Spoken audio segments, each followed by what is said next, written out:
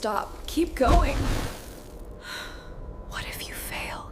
You can't escape. You are lying in bed. The clock strikes 2 a.m. Your body is exhausted, but your brain, it's hosting a grand concert of fears. You recall a slip of the tongue from 3 years ago. You worry about the look your boss gave you this afternoon. You map out 100 worst-case scenarios for the future.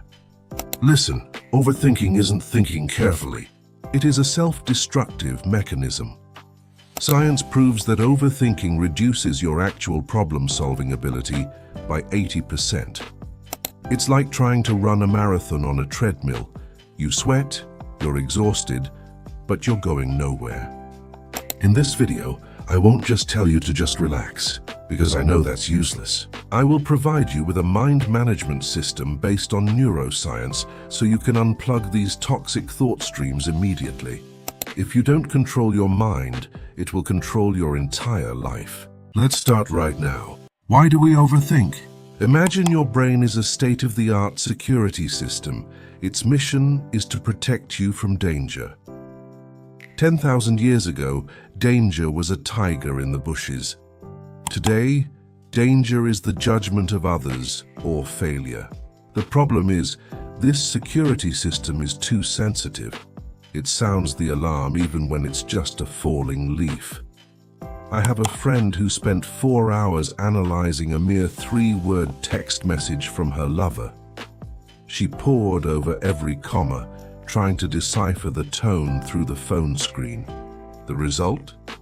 She spent an entire afternoon living in anxiety while he was simply busy in a meeting.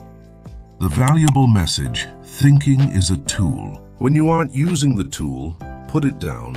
If you hold a hammer all day, your hand will soon cramp up. Your mind is the same. But how do you let go of that hammer when your hand has stiffened from habit? The answer lies in an action that lasts exactly 5 seconds. 5 seconds to change everything.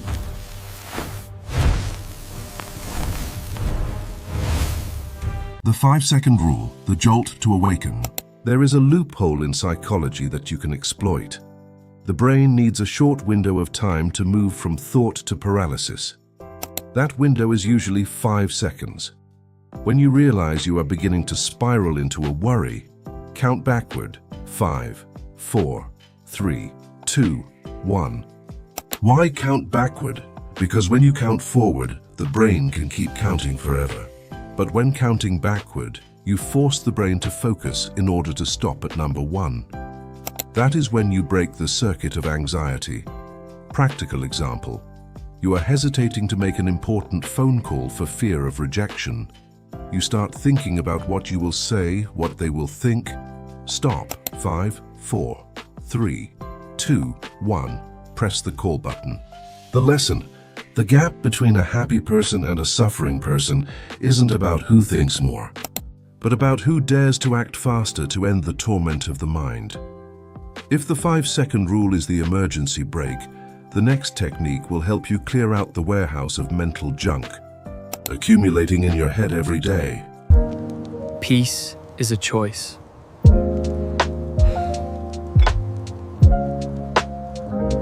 The mental parking lot, the art of brain dumping. Do you know why a thought keeps repeating? Because your brain is trying to remind you of a task. It is afraid you will forget, so it keeps screaming inside your head. Treat your mind like a parking lot. When a thought car enters, don't let it drive around burning fuel. Require it to park on paper. Every night, spend 10 minutes on a brain dump. Write down everything you are worried about. Fear of running out of money. Fear of being scolded by the boss. Fear of getting old. Look at that list and ask, which of these can I influence right now? The things you cannot influence? Draw a circle around them and write, "See you again when I have enough resources." When you write it down, you are sending an ultimate signal to your nervous system. I have acknowledged this. You can rest. The valuable message: relief does not come from solving every problem, but from knowing that every problem has a specific place. and that place is not inside your head. But sometimes we overthink not because the problem is too big, but because we are too hard on ourselves. We fear being judged by a judge named perfection. Perfectionism, the hidden enemy. Overthinking is actually a disguised form of perfectionism. We think that if we think long enough and calculate carefully enough, we will never make a mistake. But the truth is, mistakes are the tuition fees of maturity. Imagine you are learning to ride a bicycle. You can stand next to the bike and study gravity and aerodynamics for 10 years. But you will never know how to ride until you climb on, fall off, and scrape your knees. Don't try to have a perfect plan. Have a terrible first draft instead. Write a bad email, then edit it. Make a simple video, then improve it. Start a small imperfect habit, then adjust it. The valuable message: you don't need to see the entire staircase to take the first step. You only need to see the step right in front of you. And now, I want to take you to the peak of mindfulness, a place where thoughts no longer have the power to control you.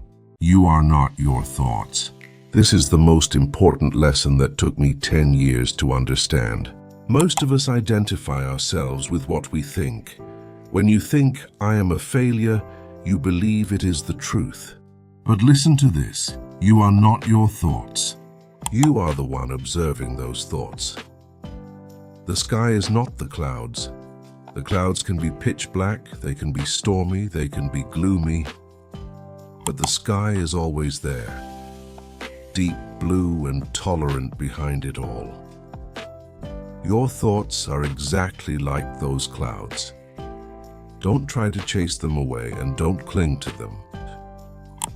Just observe them passing by.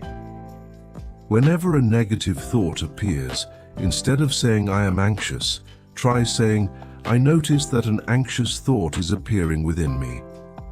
A small change in wording creates a large distance in the soul. That distance is freedom. The valuable message: peace is not a place without noise or hardship. Peace is when you stand in the middle of a storm while your mind remains a calm lake. Overthinking is a habit, and like any other habit, it can be replaced.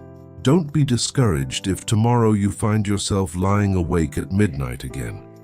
Just by realizing that you are overthinking, you have already achieved a victory. Be gentle with yourself. You are learning to manage one of the most complex machines in the universe.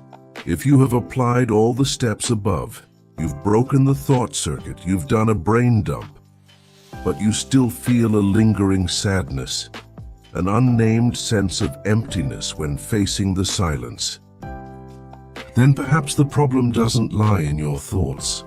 There is a truth that few dare to face.